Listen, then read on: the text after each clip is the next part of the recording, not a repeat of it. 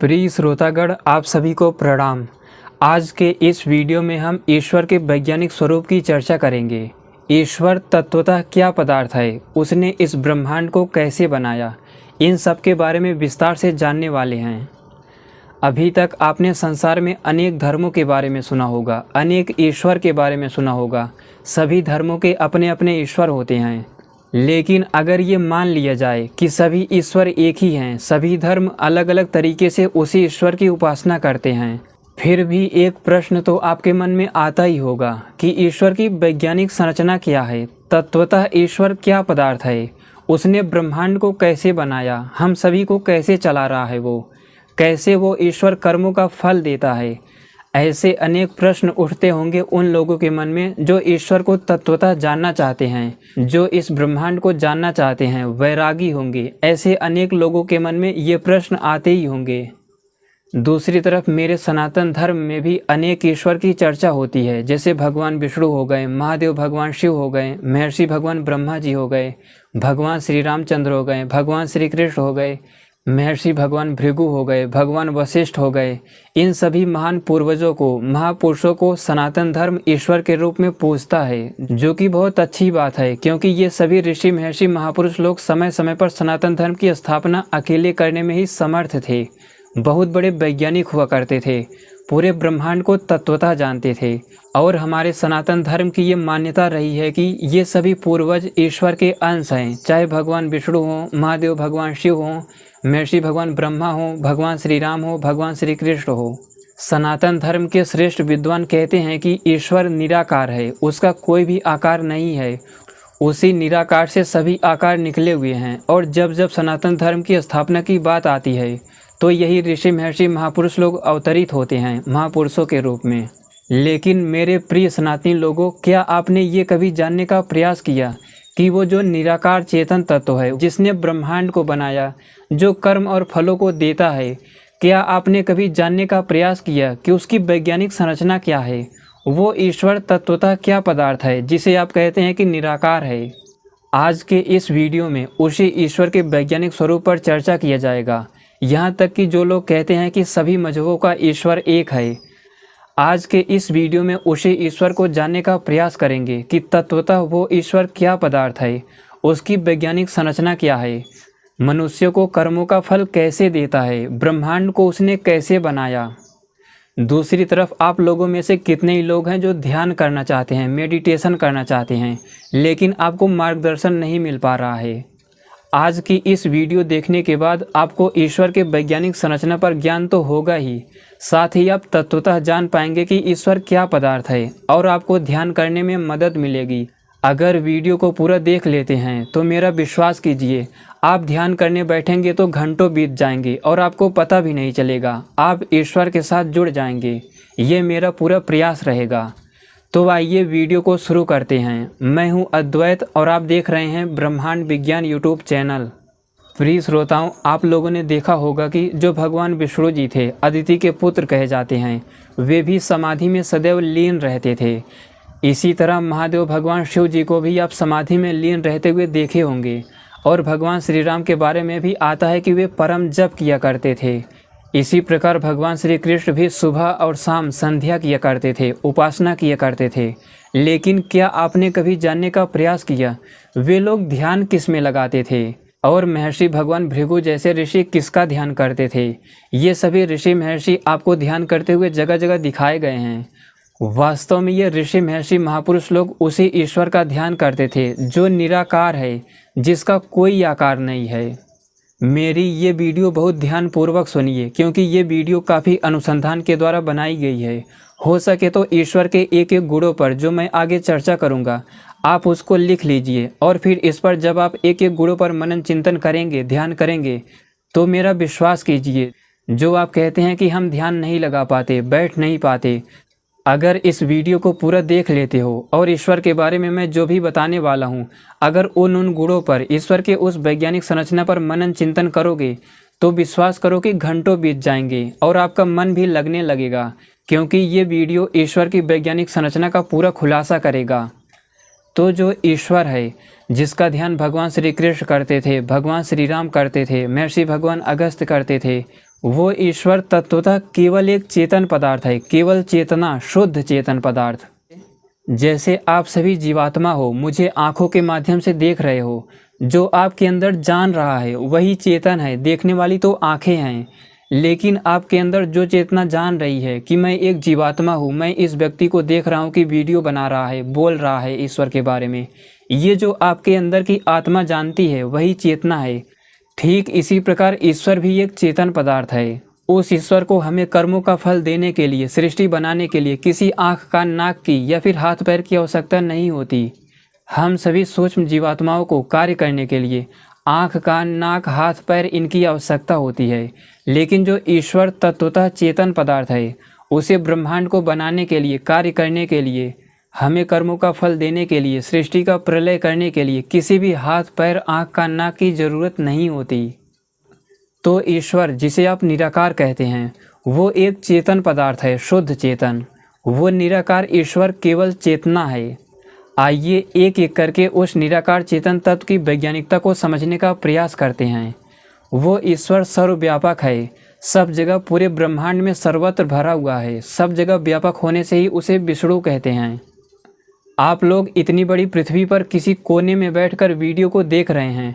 अगर इस पृथ्वी की भी चर्चा करें तो इस सौरमंडल में इसका कोई स्थान नहीं है, क्योंकि इस सौरमंडल का लगभग 99% मास सूर्य का ही है। तो इस सौरमंडल में पृथ्वी का क्या स्थान है आप देख पा रहे होंगे। इसी तरह अगर इस गैलेक्सी में, इस सौरमंडल को देखें तो हमारी मिल्की वे गैलेक्सी में ही कई करोड़ों सौरमंडल हैं। और अगर अपनी गैलेक्सी की भी बात करें, जो देखा गया ब्रह्मांड है वैज्ञानिकों के द्वारा, ऐसी कितने ही मिल्की वे गैलेक्सियाँ यहाँ पे घूम रही हैं। अभी तक किसी को नहीं पता कि इस देखे गए ब्रह्मांड में ये मिल्की वे गैलेक्सी है कहाँ, क्योंकि ये ब्रह्मांड में हर जगह घूम रही है। तो विचार करो, जो पूरा ब्रह्मांड है, जिसे केवल ईश्वर जानता है कि ये कहाँ तक है, वो ब्रह्मांड कितना बड़ा होगा। इसी प्रकार मेरे पीछे आप सभी गैलेक्सियों को देख सकते हैं, जो कि आपको एक गुच्छे के समान नज़र आ रही होगी। तो कल्पना करो कि जो ईश्वर होगा, जो तत्वतः चेतन पदार्थ है, सर्वत्र सब जगह भरा हुआ है, व्यापक है, यहाँ तक कि व्यापकता में भी वो ईश्वर अनंत है, उससे बड़ा कुछ भी नहीं है। वो सब जगह सर्वत्र है, इसीलिए उसे विष्णु कहते हैं। तो इसे ध्यान में स्थित होकर वैज्ञानिकता के आधार पर विचार करो कि इस ब्रह्मांड में हमारी क्या स्थिति है, कुछ भी नहीं। तो ये ईश्वर क्या होगा। तो सामाजिक मान्यताओं से हटकर अगर ध्यान में मनन चिंतन करो कि इस ब्रह्मांड में, इन गैलेक्सियों में हम कहाँ हैं, ब्रह्मांड में हमारा स्थान कहाँ है, तो आपके भी अंदर एक वैज्ञानिक सामर्थ्य का जन्म होने लगेगा। फिर आप भी विचार करेंगे कि ईश्वर होगा तो ऐसा ही होगा, सर्वत्र सब जगह व्यापक होगा, जो कि एक चेतन तत्व है, जिसे निराकार तत्व कहते हैं। सर्वव्यापक ईश्वर का, जो कि केवल चेतन तत्व है, उसका अगला गुण है कि वह सूक्ष्म से सूक्ष्म है। अगर सूक्ष्मता की चर्चा करें तो थ्योरेटिकल फिजिसिस्ट जो खोज रहे हैं, जैसे एटम को तोड़ेंगे तो मॉलिक्यूल आयन मिलेगा, उसे भी तोड़ेंगे तो इलेक्ट्रॉन प्रोटॉन न्यूट्रॉन मिलेंगे, उसे भी तोड़ेंगे तो vacuum energy, dark matter, dark energy मिलेगी। यानी सूक्ष्मता में जाते जा रहे हैं। फिर वैज्ञानिक कहते हैं कि उससे सूक्ष्म स्पेस है। ऐसे ही वैज्ञानिक अनुमान के द्वारा ऐसा कह देते हैं कि कहीं ना कहीं इस सूक्ष्मता का अंत हो गया होगा, क्योंकि सूक्ष्मता सूक्ष्म होती चली जा रही है। लेकिन आपको आश्चर्य होगा जब आप ध्यान में उस निराकार ईश्वर, जो कि सर्वत्र सब जगह व्यापक है, जब उसका ध्यान करेंगे और सूक्ष्मता में जाएंगे तो आपको ऐसे रहस्यमय परिणाम दिखाई देंगे कि वो ईश्वर सूक्ष्म से भी सूक्ष्म है, सूक्ष्मता में भी अनंत है। वो ईश्वर, उससे सूक्ष्म कुछ भी नहीं है। और ईश्वर की जो सूक्ष्मता है, उस सूक्ष्मता का कोई अंत नहीं है। एक तो ईश्वर जितना सूक्ष्म कुछ भी नहीं है, जो वो चेतन पदार्थ है, सब जगह सर्वत्र है, उससे सूक्ष्म कोई नहीं है। दूसरा, उस ईश्वर की सूक्ष्मता भी अनंत है। ये जो मैंने कहा कि ईश्वर सूक्ष्मता में भी अनंत है, ईश्वर के इस गुण पर लोगों को जल्दी विश्वास नहीं होता। लोग कहते हैं कि कहीं ना कहीं जाकर ये सूक्ष्मता समाप्त हो जाएगी। लेकिन ध्यान रहे, ईश्वर जड़ नहीं है। जड़ पदार्थों की सूक्ष्मता समाप्त हो सकती है। ईश्वर एक चेतन पदार्थ है, तत्वतः चेतन, जो कि सूक्ष्मता में भी अनंत है। आप उस सूक्ष्मता में जाते रहो, आपको ईश्वर ही मिलेगा। जैसे अगर आप 5 सूक्ष्म भूतों को ध्यान करते हुए जाएं तो सबसे पहले आपको पृथ्वी तत्व यानी एटम मिलेगा। उससे सूक्ष्मता में जाओगे तो आपा तत्व, मॉलिक्यूल, आयन मिलेंगे। उससे भी सूक्ष्मता पर अग्नि तत्व मिलेगा, जिसे आप पार्टिकल कह सकते हैं। वैसे जो अग्नि होता है पार्टिकल से सूक्ष्म होता है। तो उसके बाद वायु तत्व मिलेगा, फिर स्पेस, उसके बाद मनस तत्व, फिर महत तत्व, उसके बाद प्रकृति, लेकिन प्रकृति की सूक्ष्मता हमारे लिए अनंत है, हमारे ज्ञान की दृष्टि से अनंत है। लेकिन अगर ईश्वर की दृष्टि से देखें तो प्रकृति की भी सूक्ष्मता एक स्थान पर जाकर समाप्त हो जाती है, लेकिन ईश्वर की सूक्ष्मता का कोई अंत नहीं है। वो सूक्ष्म से सूक्ष्म है, यानी अनंत सूक्ष्म है, और व्यापकता में भी सर्वत्र सब जगह है। उस ईश्वर का अगला गुण है कि वह निराकार है, उसका कोई भी आकार नहीं है। हम लोगों का जैसा आकार होता है, पदार्थों का आकार होता है, जिस सूक्ष्मता की बात मैंने की अभी, उन सब पदार्थों का कोई ना कोई निश्चित आकार होता है जिसे ईश्वर ने ही बनाया है। लेकिन ईश्वर तत्वतः एक चेतन पदार्थ है, केवल चेतन, उसका कोई आकार नहीं है। उस चेतन तत्व ईश्वर की अगली संरचना है कि वो आनंद स्वरूप है, सर्वत्र सब जगह व्यापक एक आनंद स्वरूप है। यानी उसे उपयोग करने के लिए, उसे उपभोग करने के लिए किसी पदार्थ की कोई आवश्यकता नहीं है। अगर इसे एक उदाहरण से देखें, जैसे हम जीवात्माएं हैं, सूक्ष्म चेतनाएं, हमें किसी पदार्थ का उपयोग करने की इच्छा होती है, उनका उपभोग करते हैं, फलों को खाते हैं, फिर जाके उनके स्वाद का हमें पता चलता है, फिर जाके जीवात्मा को अनुभव होता है कि ये फल अच्छा था, मीठा था।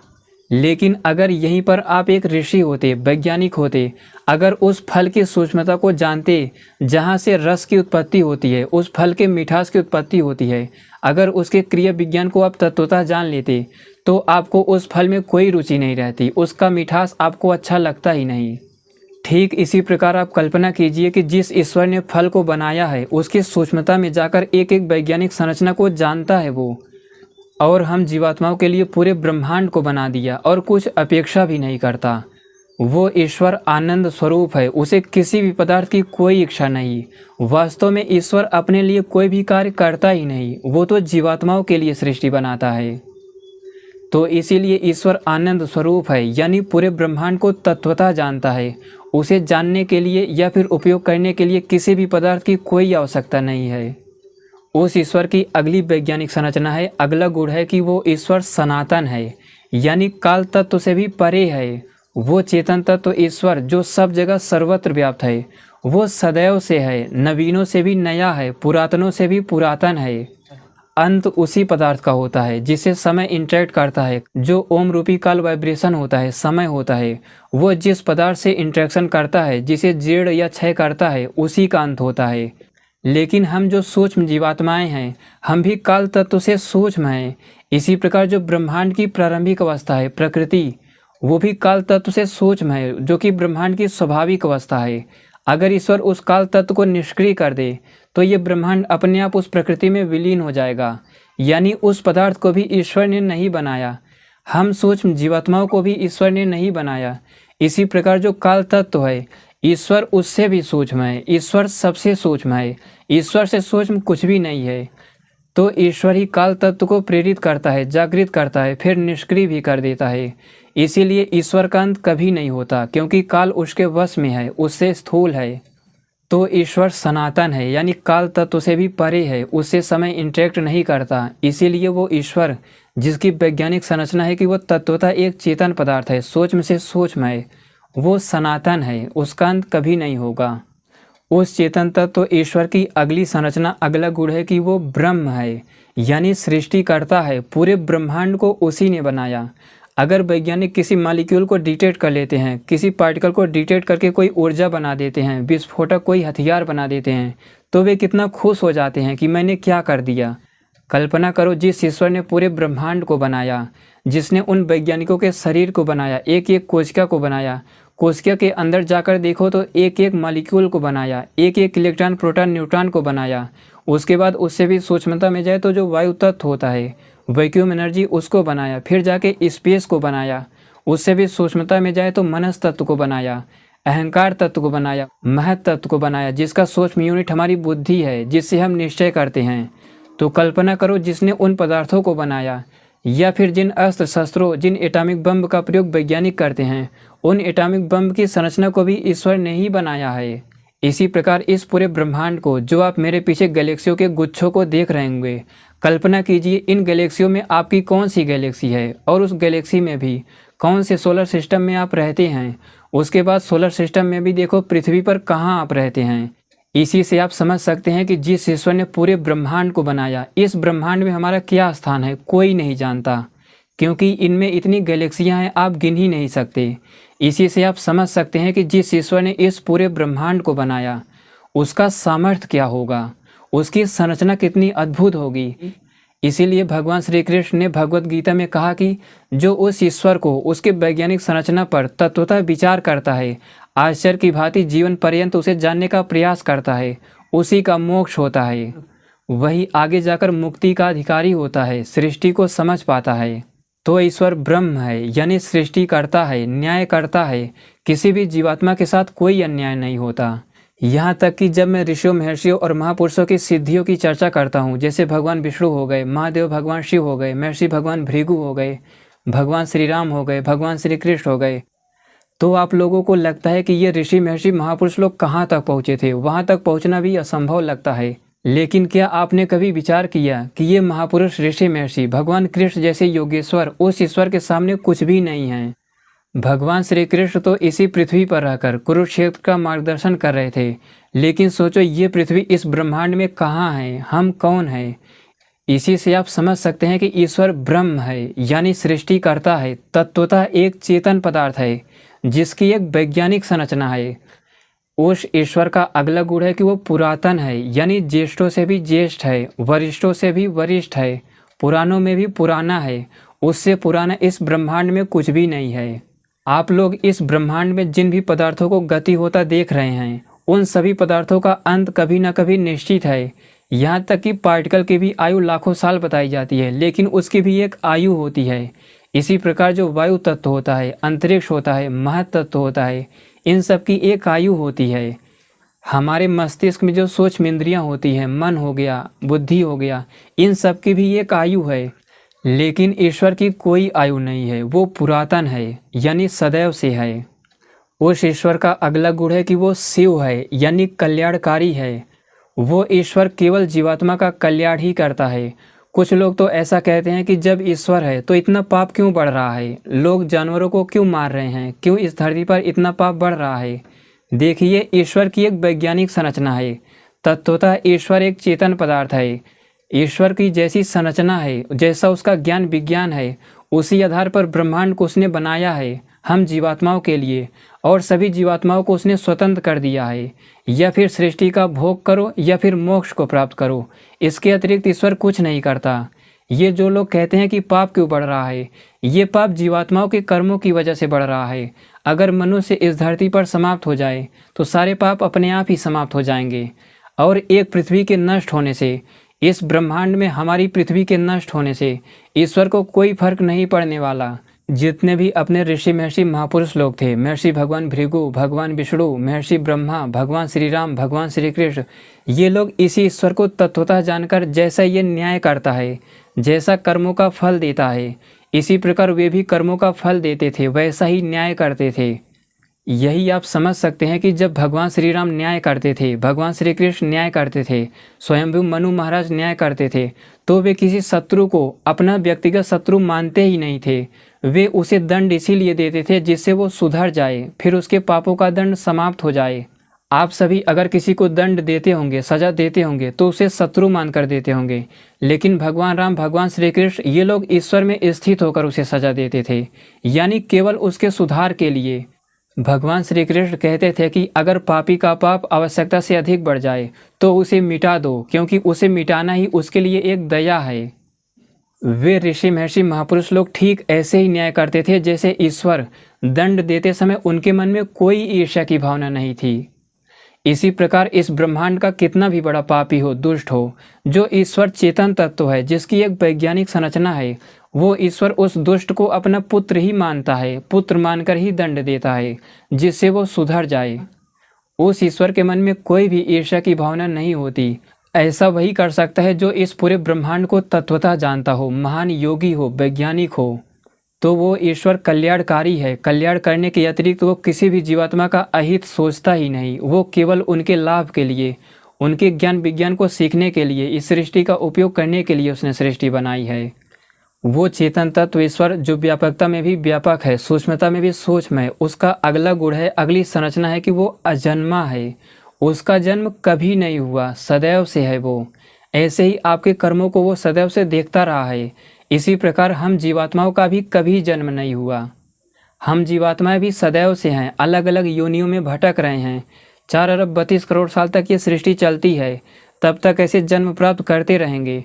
फिर इसके बाद प्रलय होगा तो प्रकृति में यत्र तत्र पड़े रहेंगे। फिर उसके बाद फिर सृष्टि बनेगी। ऐसे ही हम जीवात्माएं नित्य हैं, सदैव रहेंगे, सदैव से थे। जब आप इन सब गुणों पर वैज्ञानिक ढंग से मनन चिंतन करेंगे तो आपको एक वैज्ञानिक सामर्थ्य प्राप्त होता दिखाई देगा। आपके अंदर वैराग्य स्थित होता दिखाई देगा। आपको लगेगा कि जो मैं सब कुछ पदार्थों को अपना समझ रहा हूँ, मेरा उद्योग है, मेरे पत्नी है, मेरे बच्चे हैं।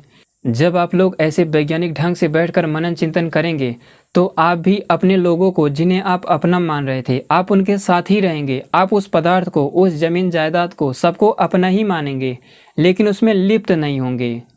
फिर आपको लगेगा कि हमारा जन्म मोक्ष के लिए हुआ था, क्योंकि जीवात्मा का अंतिम लक्ष्य सुख ही है। आप में से ऐसी कोई भी जीवात्मा नहीं होगी जो दुख प्राप्त करना चाहेगी। जब से आपका जन्म हुआ है तब से आप सुख ही खोज रहे हैं। लेकिन जो ये सुख होता है, अगर इस पूरे ब्रह्मांड को देखो, अगर पूरे सृष्टि को जान जाओ, उस दृष्टि से अगर मैं बोलूं तो जो वास्तविक सुख है वो मोक्ष है, यानी अपनी आत्मा को तत्वतः जान लेना। लेकिन जिन जीवात्माओं को शराब में सुख दिखता है तो वे शराब पीती हैं। जिन जीवात्माओं को शत्रुओं को मारने में सुख दिखता है वे शत्रुओं को मारते हैं। जिन जीवात्माओं को किसी फल में सुख दिखता है तो वो खरीद कर खाते हैं।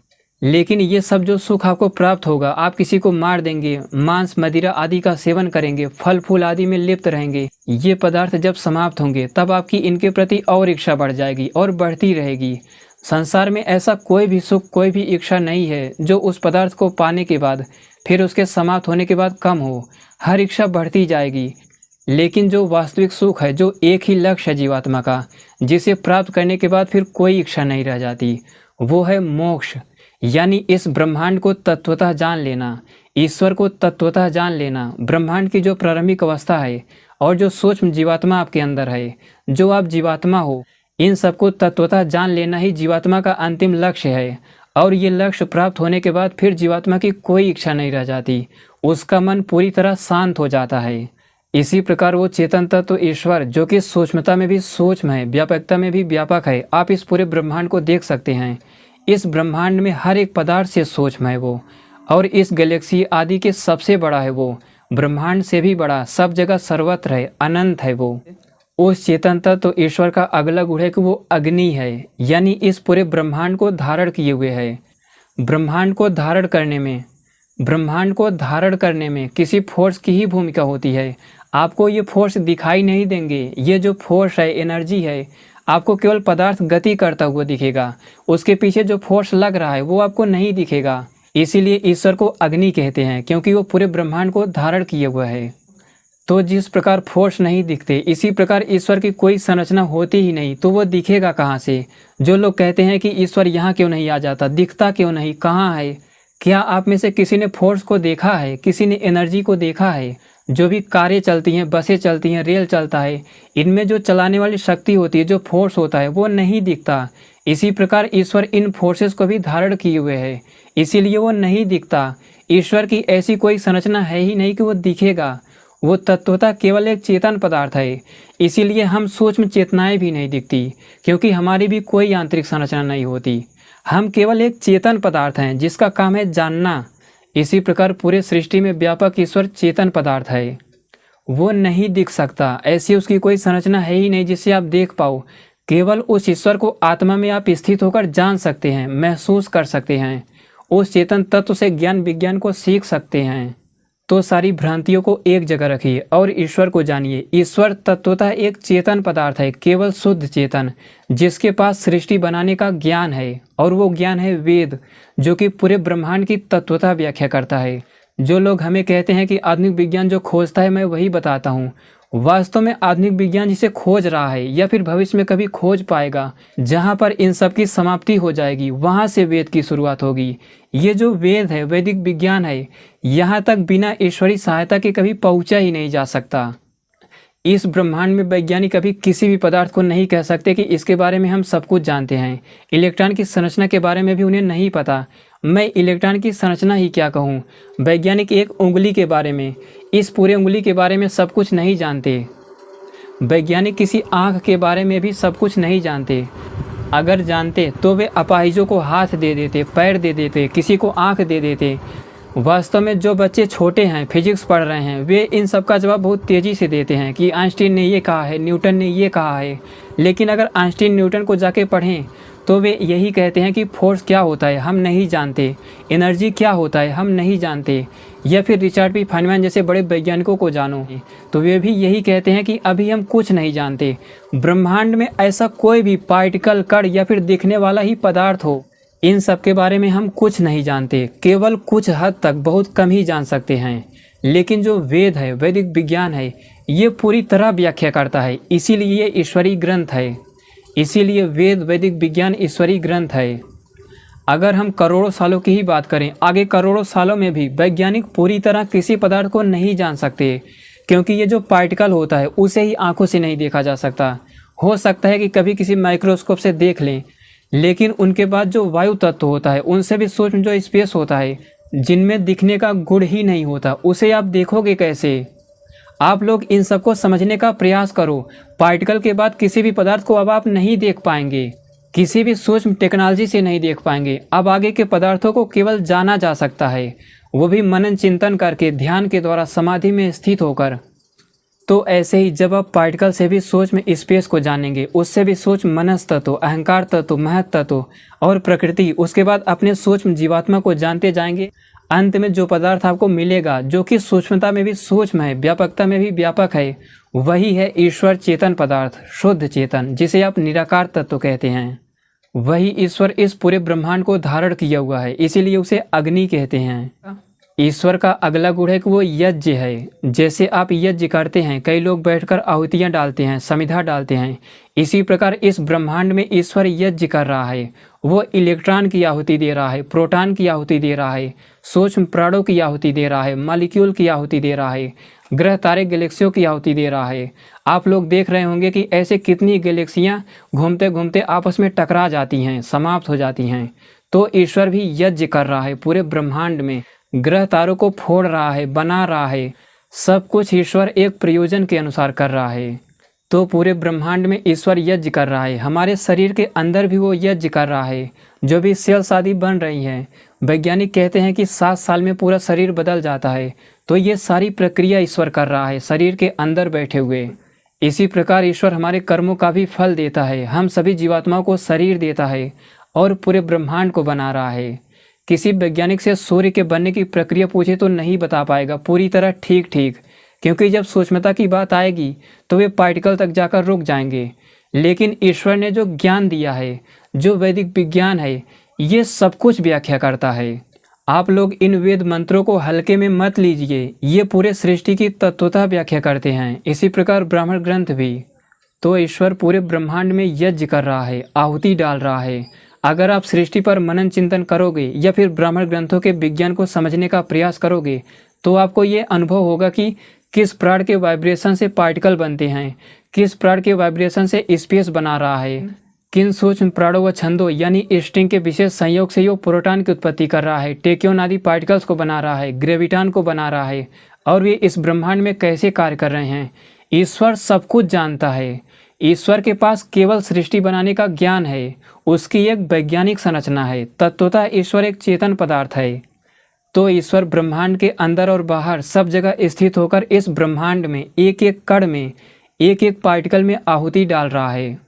और वो आहुति है स्ट्रिंग यानी वैदिक मंत्र, वाइब्रेशन। इसीलिए ईश्वर को यज्ञ कहते हैं। ईश्वर का अगला गुण है कि वो अक्षर है। संस्कृत के जिन 64 अक्षरों के बारे में आप सुनते हैं, जब इनसे भू, भुआ, स्व आदि व्याहृति बनती हैं, प्राण रूपी या छंद रूपी वाइब्रेशन बनते हैं, या फिर ये ब्रह्मांड बनता है। ये अक्षर तो पदार्थ हैं, लेकिन इनका जो ज्ञान है यानी पूरे ब्रह्मांड का जो ज्ञान है, वो ज्ञान के रूप में ईश्वर के अंदर नित्य रहता है। ईश्वर के अंदर ये ज्ञान, सृष्टि बनाने का ज्ञान तो नित्य रहता है, लेकिन ये जो अक्षर रूपी पदार्थ उत्पन्न होते हैं, प्रकृति से उत्पन्न करता है, वो अक्षर फिर प्रकृति में ही विलीन हो जाते हैं। लेकिन जो ज्ञान होता है वो ईश्वर के अंदर नित्य रहता है। फिर इसी ज्ञान से ईश्वर सृष्टि का अंत करेगा। अगली बार जब सृष्टि फिर बनेगी, ज्ञान तो ईश्वर के रूप में नित्य भरा है, जिसमें समाधि लगाकर योगी उस ज्ञान को प्राप्त कर लेते हैं। या फिर मोक्ष में स्थित होकर ईश्वर में रमण करते रहते हैं। वो ज्ञान ईश्वर के अंदर नित्य रहता है, लेकिन जब अगली बार फिर सृष्टि बनेगी तो ईश्वर के ज्ञान के अनुसार ही बनेगी। इसीलिए ईश्वर को अक्षर कहते हैं। पदार्थ रूपी अक्षरों का तो अंत हो जाता है, प्रकृति में विलीन हो जाती हैं, लेकिन सृष्टि बनाने का ज्ञान ईश्वर के अंदर नित्य रहता है। तत्वतः ईश्वर चेतन पदार्थ है, जिसकी एक वैज्ञानिक संरचना है, जिसके पास सृष्टि बनाने का ही ज्ञान है। इसी तरह आश्चर्य की भांति आपको ईश्वर में मनन चिंतन करना होगा, तब जाकर आपको समाधि की सिद्धि होगी। लेकिन उससे पहले वेदों ब्राह्मण ग्रंथों की वैज्ञानिकता को समझना होगा, पूरे ब्रह्मांड को तत्वतः जानना होगा। जो लोग कहते हैं कि मंदिरों में ईश्वर की पूजा करने से आस्था बढ़ती है, निश्चित रूप से ये आपकी बहुत अच्छी सोच है और आस्था भी बढ़ती है, लेकिन ईश्वर का वास्तविक पुत्र वही है जो इस ब्रह्मांड को जानना चाहता है, हमेशा परेशान है ब्रह्मांड को जानने के लिए, अपनी जीवात्मा को तत्वतः जानने के लिए। या फिर ईश्वर की वैज्ञानिक संरचना जो है, उस ईश्वर को तत्वतः जानने के लिए जो परेशान रहता है, जो हमेशा जानना चाहता है, उसे ही ईश्वर इस ज्ञान को उपलब्ध करवाते हैं। वही ईश्वर का वास्तविक पुत्र है, क्योंकि ईश्वर ने सृष्टि बनाई है, उसके पास सृष्टि बनाने का ही ज्ञान है। एक पिता अपने उस पुत्र पर अधिक खुश होता है, उस पर अनुग्रह करता है जो पुत्र उस पिता के अनुकूल चलता है। इसीलिए ईश्वर उसी योगी पर अनुग्रह करता है जो ब्रह्मांड को तत्वतः जानना चाहता है। जो महान वैज्ञानिक हो, उसी को परम सुख यानी आनंद की प्राप्ति हो पाती है। वही योगी ऋषि महर्षि आगे चलकर ब्रह्मांड को तत्वतः जानकर मुक्त हो पाता है। और इन्हीं श्रेष्ठ जीवात्माओं में थे भगवान विष्णु, महादेव भगवान शिव, भगवान ब्रह्मा, महर्षि भगवान भृगु, भगवान वशिष्ठ, भगवान श्री राम, भगवान श्री कृष्ण। इसीलिए ये संसार इन लोगों को ईश्वर का पुत्र कहता है, क्योंकि ये पूरी तरह ब्रह्मांड को तत्वतः जानते थे। इन सभी महापुरुषों को आप जगह जगह देखते होंगे तो ये लोग ध्यान करते दिखाए गए हैं। ये लोग उसी ईश्वर का ध्यान करते थे, उस ईश्वर के बारे में, इस ब्रह्मांड के बारे में पूरी तरह तत्वतः जानते थे। इसीलिए मैंने कहा कि यही ऋषि महर्षि महापुरुष लोग ईश्वर के वास्तविक पुत्र थे। इसी प्रकार जो इस ब्रह्मांड को जानना चाहता है, वैराग्य के द्वारा अपनी जीवात्मा को जानना चाहता है, ईश्वर को जानना चाहता है, ब्रह्मांड की जो प्रारंभिक अवस्था है, सूक्ष्मता में जाकर वहाँ तक जानना चाहता है, वही ईश्वर का वास्तविक पुत्र है और ईश्वर उसी पर अनुग्रह करते हैं। तब जाकर पूरी सृष्टि का ज्ञान उसे मिल पाता है, जो कि ईश्वर के अंदर नित्य ही विद्यमान है। इसीलिए ईश्वर को अक्षर कहते हैं। उस ईश्वर का अगला गुण है कि वो अहेतुक है, यानी उसे किसी ने नहीं बनाया। वो सदैव से है, सदैव से था और सदैव रहेगा। ये सृष्टि बनेगी नष्ट होती रहेगी, बनेगी नष्ट होती रहेगी, लेकिन जो हम सूक्ष्म जीवात्माएं हैं, हम भी सदैव से हैं। हमें ईश्वर ने भी नहीं बनाया, हम भी अहेतुक हैं, क्योंकि जो चेतना होती है, चेतना को कोई नहीं बना सकता। और जो ब्रह्मांड की प्रारंभिक अवस्था है, वो भी एक स्वाभाविक अवस्था है, उसे भी ईश्वर ने नहीं बनाया।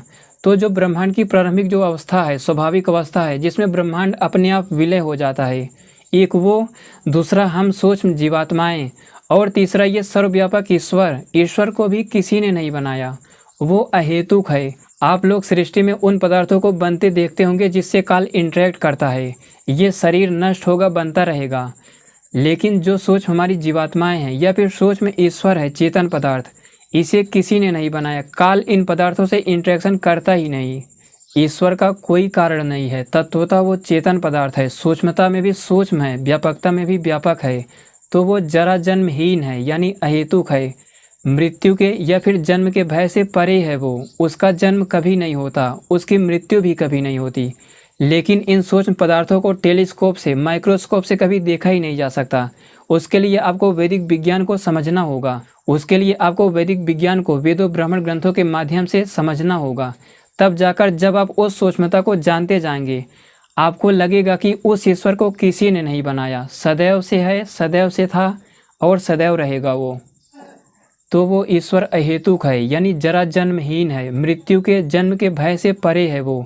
इसी प्रकार जो जीवात्माएं खुद को तत्वतः जान लेती हैं, जो ऋषि महर्षि महापुरुष लोग थे, भगवान विष्णु, भगवान श्री राम, भगवान श्री कृष्ण, महर्षि भगवान भृगु, महादेव भगवान शिव, ये लोग भी जब खुद को जान लिए कि मैं जरा जन्महीन हूँ, तो ये लोग भी मुक्त हो गए, मृत्यु और जन्म के भय से मुक्त हो गए। इसी प्रकार जब आप खुद को तत्वतः जान लेंगे तो आपको भी लगेगा कि हम भी जन्म और मृत्यु के भय से परे हैं। लेकिन जब तक आप नहीं जान पाएंगे, संसार में लिप्त रहेंगे, तब तक आपको ये डर सताता रहेगा।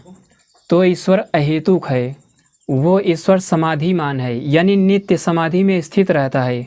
यहाँ जो जीवात्माएं ध्यान करती हैं वो तो ईश्वर में ध्यान करती हैं, लेकिन ईश्वर किसी का ध्यान नहीं करता, वो अपने ज्ञान में ही संतुष्ट रहता है, क्योंकि उसका ज्ञान ही अनंत है। जिसके पास अनंत ज्ञान हो, आप लोग खुद सोचिए, वो भला क्यों ध्यान करेगा, क्यों सृष्टि के पदार्थों का उपयोग करेगा। तो ईश्वर का ज्ञान विज्ञान अनंत है, वो किसी का ध्यान नहीं करता, वो अपने आप में ही संतुष्ट रहता है सदैव। ईश्वर की अगली संरचना है, अगला गुण है उसका कि वो नारायण है, यानी पूरे ब्रह्मांड में अनादि काल से शयन किया हुआ है। हम जीवात्माओं को वीडियो बनाते हुए भी, सुनते हुए भी देख रहा है, हमारे ज्ञानों का आकलन करेगा, फिर उसी हिसाब से सामर्थ्य देगा। उसके बाद कभी जाकर आगे हमारी मृत्यु हो जाएगी, फिर जन्म होगा, फिर मृत्यु होगी, फिर जन्म होगा। ऐसे ही एक दिन ये पूरा ब्रह्मांड समाप्त हो जाएगा, फिर प्रलय होगा। ये ईश्वर अनादि काल से, अनादि कहते हैं जिसकी कोई आदि नहीं हो, यानी सदैव से सृष्टि को बनते देख रहा है और सदैव सृष्टि को बनते देखेगा। ये सदैव चलता रहेगा। किसी को ईश्वर के इस गुण पर भी विश्वास नहीं होता, क्योंकि लोग कहते हैं कि कभी तो सृष्टि बनी ही होगी, कभी या तो प्रलय हुआ होगा या फिर सृष्टि बनी होगी। लेकिन जब आप इस पूरे ब्रह्मांड को तत्वतः जान जाएंगे, पूरी तरह वैरागी हो जाएंगे। भगवान वेदव्यास जी कहते हैं कि ज्ञानस्यैव पराकाष्ठा वैराग्यम, यानी पूरे ब्रह्मांड को जो तत्वतः जानता है उससे बड़ा वैरागी कोई नहीं। जब आप इस पूरे ब्रह्मांड को वैदिक विज्ञान के माध्यम से तत्वतः जानने का प्रयास करेंगे तो आप भी ईश्वर के इस गुण से कि वो नारायण है, यानी सदैव से सृष्टि में शयन किया हुआ है, वो अनादिकाल से जीवात्माओं के कर्म फलों को देता चला आ रहा है और ये प्रक्रिया सदैव चलती रहेगी, क्योंकि समय का भी कोई अंत नहीं है। तो ईश्वर सदैव से है, सदैव से इस ब्रह्मांड को बनते देख रहा है, नष्ट होते देख रहा है, वही इन सब क्रियाओं को करता भी है। हम जीवात्माएं केवल सृष्टि के पदार्थों का उपयोग करते हैं।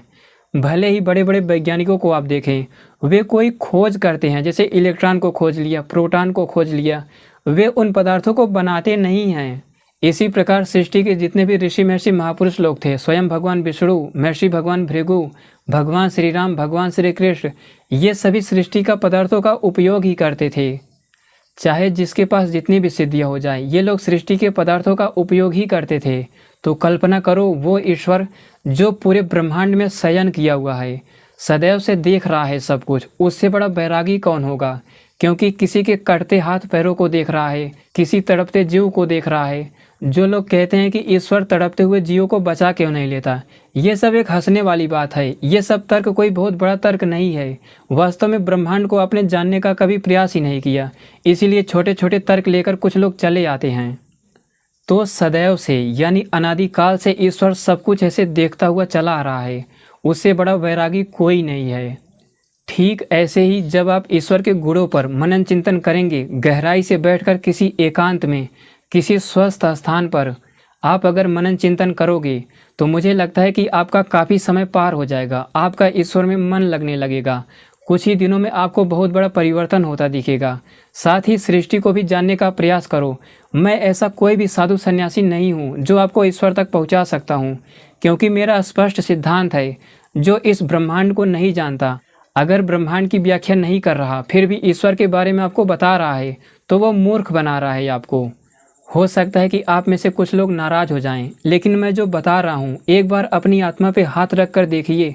अगर इस ज्ञान विज्ञान पर नहीं चला गया, इस विज्ञान को, ऋषियों के इस महान विज्ञान को नहीं समझा गया, ईश्वर को इस तरह तत्वतः नहीं जाना गया, तो आप सनातन धर्म की स्थापना कैसे करेंगे। तो ईश्वर तत्वतः एक चेतन पदार्थ है। ईश्वर की वैज्ञानिक संरचना के बारे में जिन भी गुणों की मैंने चर्चा की, आप इन गुणों को एक जगह पर लिख लीजिए। जैसे ईश्वर सर्वव्यापक है, उसीलिए उसे विष्णु कहते हैं। सूक्ष्म से सूक्ष्म है, निराकार है। वो ईश्वर आनंद स्वरूप है, यानी ब्रह्मांड को तत्वतः जानता है। और फिर सनातन है, यानी काल तत्व से भी परे है। इसी प्रकार वो शिव है, यानी केवल जीवों का हित करने वाला है, दयालु है। और ब्रह्म है, यानी सृष्टि करता है, न्याय करता है। इसी प्रकार अजन्मा है, उसका जन्म कभी नहीं होता। अग्नि है, क्योंकि ब्रह्मांड को धारण किया हुआ है। यज्ञ है, क्योंकि ये पूरा ब्रह्मांड ईश्वर के यज्ञ करने से ही बना है। अक्षर है, यानी जो वेद मंत्र है, जो ज्ञान है, ये ईश्वर के अंदर नित्य रहता है। इसी प्रकार अहेतुक है, यानी जरा जन्महीन है, जन्म और मृत्यु से परे है। समाधिमान है, किसी व्यक्ति की समाधि नहीं लगाता, किसी ईश्वर की वो समाधि नहीं लगाता, बल्कि वो अपने ज्ञान में ही संतुष्ट रहता है। वो नित्य मुक्त है, नारायण है, अनादिकाल से ब्रह्मांड में शयन किया हुआ है। जो भी असंख्य जीवात्माएं हैं, सबके कर्मों के फलों को देता है, सब कुछ देख रहा है, सबके कष्टों को भी, उनके सुखों को भी, सब कुछ जानता है और ब्रह्मांड में शयन किया हुआ है, इसीलिए उसे नारायण कहते हैं। तो इन गुणों को लिख लीजिए और आपके अंदर जो ज्ञान विज्ञान है, उस सामर्थ्य के आधार पर इन गुणों का मनन चिंतन कीजिए। आप मेरा विश्वास कीजिए, आपके घंटों पार हो जाएंगे, आपको पता भी नहीं चलेगा। लेकिन मैं एक बार फिर सचेत कर देता हूँ, ये जो मैं बता रहा हूँ, इससे आपको शांति मिलेगी, बहुत अधिक हद तक एक सामर्थ्य बढ़ जाएगा, बहुत कुछ आपको मिल जाएगा, वैराग्य उत्पन्न हो जाएगा, वैज्ञानिक सामर्थ्य मिल जाएगा। लेकिन आपको ईश्वर की प्राप्ति नहीं हो सकती, इस भ्रांति में मत रहना।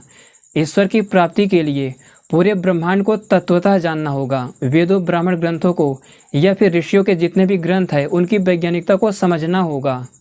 अगर ईश्वर में ध्यान लगाने से मुक्ति हो जाती तो ईश्वर वेद का ज्ञान देता ही नहीं। ऋषि महर्षि जो थे, वेदों को समझाने के लिए ब्राह्मण ग्रंथों का निर्माण करते ही नहीं। कुछ लोग तो कहते हैं कि दर्शनों को पढ़ लो मोक्ष हो जाएगा, ये लोग बहुत भ्रांति में जी रहे हैं। कुछ लोग तो कहते हैं भगवत गीता को ही पढ़ लो मोक्ष हो जाएगा, कुछ जानने की ज़रूरत नहीं है। मैं आपका विरोध नहीं कर रहा कि मत पढ़िए, बिल्कुल पढ़िए। भगवत गीता और रामायण महाभारत को मैंने भी कई बार पढ़ा है। लेकिन जो वास्तविकता है मोक्ष की, ईश्वर को तत्वतः जानने की, उसके लिए आपको वैदिक ग्रंथों को समझना ही होगा, वेदों ब्राह्मण ग्रंथों के विज्ञान को पूरी तरह ठीक ठीक जानना ही होगा। तो उम्मीद करता हूँ कि आप भी आगे से सृष्टि को जानने का प्रयास करेंगे, ब्रह्मांड को समझने का प्रयास करेंगे। हो सकता है कि आप वेदों ब्राह्मण ग्रंथों को ना समझ पाएँ, लेकिन आप लोग ब्रह्मांड विज्ञान यूट्यूब चैनल से जुड़े रहिए, इन वीडियो को देखते रहिए। धीरे धीरे उन ग्रंथों के विज्ञान को यहाँ पर प्रकाशित किया जाएगा। अगर मैं आज कुछ लोगों की बातों को लेकर आपको बता दूं कि भगवत गीता से या फिर दर्शनों को पढ़ने से मोक्ष हो जाएगा, तो उन ऋषियों महर्षियों और महापुरुषों के साथ अन्याय होगा, जो पूरा जीवन संघर्ष किए थे, अस्त्र शस्त्रों का निर्माण किए थे, वेदों की स्थापना किए थे। उन महापुरुषों के साथ, उन ऋषियों महर्षियों के साथ अन्याय होगा। मैं ऐसा कोई भी कार्य नहीं कर सकता।